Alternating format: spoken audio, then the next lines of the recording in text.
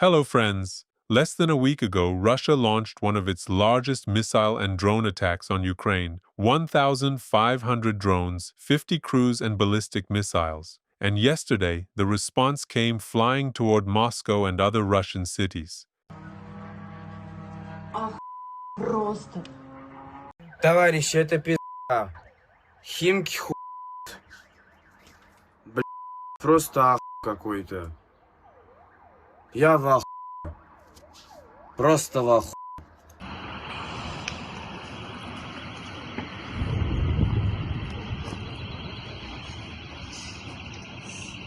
Короче, сначала сюда один дрон влетел, а потом второй влетел. Вот все.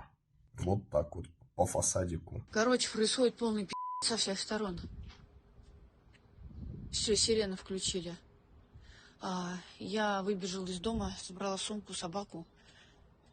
Я, возможно, на панике. Меня трясет, я говорю, я заикаться начала. And here is one of the great mysteries of the universe. 4.5 years ago, she wasn't shaking and she had no panic at all. Because, as usual, Muscovites weren't interested in politics. They thought the war was just a special military operation that would last 2 days, maybe 3 at most. Maybe if things went really badly, about a week, and then everything would be fine again. We would live like before, and everyone would be afraid of us. В общем, не знаю, что делать. Сейчас я поеду к Елене Васильевне, там хотя бы 2-й этаж. Потому что здесь мы в высотке, здесь все в открытом доступе. Очень боюсь. Шум стоит, гул. Господи, мне так страшно в жизни никогда не было. Меня просто колбасит все. Меня разбудила собака. Oh, how nice it would be to go back in time and burn that ballot with the check mark next to Vladimir Putin's name. Меня разбудила собака, и потом начались вот эти, я слышать, взрывы начала. И сирены машин, с другой стороны сирены включили. Господи, как страшно. Ребят, честно, я в ахуе. Не думала, что это коснется наш город Зеленоград. Нас, короче, бомбят. So this short film is called So Basically We're Being Bombed. The main actors, a dog and a girl smiling at the camera. The director, Robert Madjar. Время 4 утра, все люди повылазили на улицу.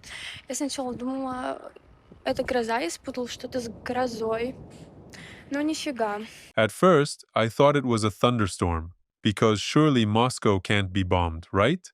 There are supposed to be 3 whole rings of defense around it. Turns out, none of that exists.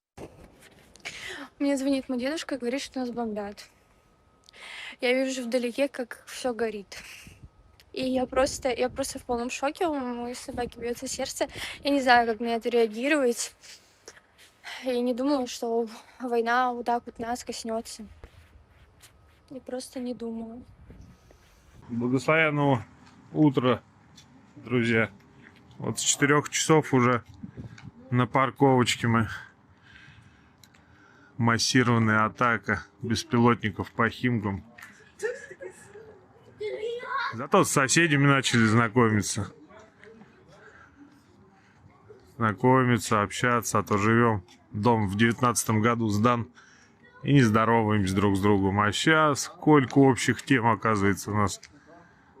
Thanks to Putin, the best travel agent, forcing Russians to travel to other countries, and thanks to Madjar for forcing neighbors to finally meet each other and start discussing things, maybe the country is heading in the wrong direction. Maybe the operation isn't going strictly according to plan after all. Friends, now is the perfect moment to hit the like button. And don't forget to share this video with your friends. Thank you. Meanwhile, Russian state TV is once again practicing reverse honesty, claiming that Russia is outpacing America in economic growth. То есть, если мы в 2017 году наш душевой ВВП составлял 43% от американского, да, то вот по итогам 2025 года это уже почти 56%. При этом мы, так сказать, сокращали разрыв, а вот, например, наши европейские многие значит, соседей, они, как правило, разрыв увеличивали, то есть они отставали от экономики. То есть это говорит о том, что мы росли не только в соответствии, опережали рост, в том числе и в американской экономике. Это вот международное сравнение, которое есть. I accidentally came across a guide called How to Spot a Lie. To expose a liar, you need one key skill: attentiveness. Pay attention to the person's ears. If their ears turn red, that's a clear sign they're blatantly lying to your face. A reporter from Putin's state TV congratulated a mother on the death of her son during the May 9th march. Это важно. Это мой сын. Без вести пропаж. То есть у вас сегодня такой двойной праздник получается. Поздравляю вас с праздником, Днем Победы. Хорошего сегодня вам дня. War is peace. Freedom is slavery. The death of a son is an opportunity to wish his mother a nice day. One of the ads for signing a contract with the Ministry of Defense: 2,300,000 rubles up front, 260,000 a month, and up to 10 million rubles in debt write-off. And as a bonus, a hole in the ground 1.5 by 2 meters. That one is completely free too. News from the category: everything is going strictly according to plan. Putin's mafia gang has now started recruiting women for the war in Ukraine. Всем привет, я медик из Самары, и мне пришла повестка из военкомата для уточнения моих данных и военно-учетной специальности, да, так как мы все знаем, что медики, они являются военнообязанными. Я хоть и не работаю медиком уже больше 5 лет, но это никого не волнует. Рассказываю, да, что там происходит, потому что я спрашивала очень много своих знакомых и медиков, никому ничего не приходило такого. Такое ощущение, как будто мне из Самары пришло только мне. Ну да ладно, что значит происходит в военкомате? Там действительно уточняют данные, спрашивают, изменилось ли, что не изменилось, и, соответственно, что сейчас происходит. Сейчас выдается вот такой вот талончик, да, розового цвета, и это называется мобилизационное предписание. То есть сейчас, я как знаю, выдается всем, и практически, да, медикам, и парням, да, которым тоже сейчас приходят повестки, которые находятся в запасе. The typical logic of late Putinism is very simple. The louder Putin talks about ending the war, the more mobilization notices the military offices send out. Location: St. Petersburg, Russia's cultural capital. The very same Putin-made millionaires are now singing at pedestrian crossings and collecting spare change for the boys.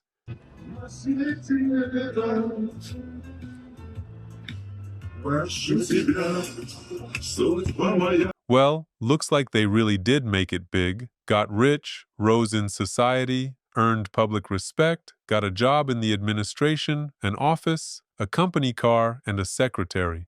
In short, everything they were promised. 2,000 kilometers from the front, Ekaterinburg, under the apartment block hit by a drone, the first one to reach the city in the entire war, a street artist painted graffiti of a girl holding a drone controller, wearing VR goggles, and across the goggles it says, "Game over."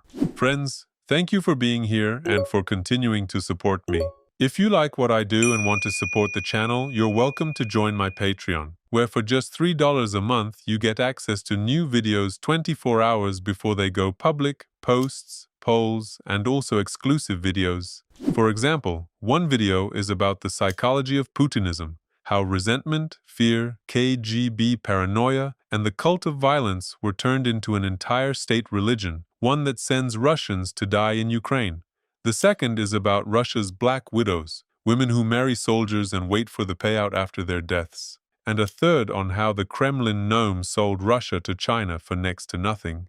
I also want to say a huge thank you to everyone who supports me through Buy Me a Coffee. It's thanks to my supporters that I can keep doing this work and keep moving toward my goal, saving up for my education in Europe. If you want to support me in this, I've created a page where I explain in detail how much money I need, what it will be used for, and what you'll receive in return for your help. The link is in the description.